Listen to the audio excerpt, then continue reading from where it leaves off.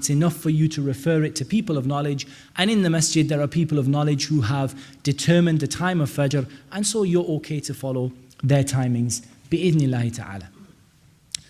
What you shouldn't be doing really is looking for the later time so that you can, okay, I'm going to go with this masjid because it gives me half an hour extra to eat or something like that, because this is not really very sincere and it's not based on knowledge. You're just looking for an easy way out of things, but you go with whatever your local masjid decides, inshallah, as long as what they decide is within the realm of what is acceptable Islamically. First of all, when we begin about talking about fasting itself, we should talk about the ruling of fasting. And the ruling of fasting, of course, is that it is fardu ayn. It is an individual obligation upon who? Upon everyone who does not have an excuse.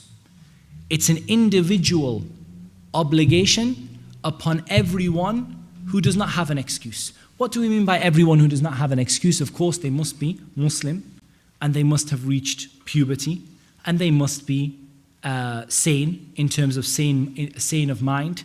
And then, of course, we look for excuses. And there are a number of excuses that prevent a person from fasting. So the first thing we said is that if a person is Muslim, if they have reached the age of puberty, if they are of sound mind, then that person is required to fast the month of Ramadan as long as they don't have an excuse.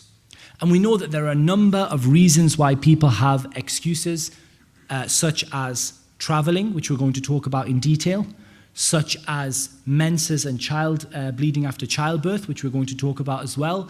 And we know that there are a number of other things like illnesses, and we're going to talk about those and how we make up for those as well, bi'idhnillahi ta'ala.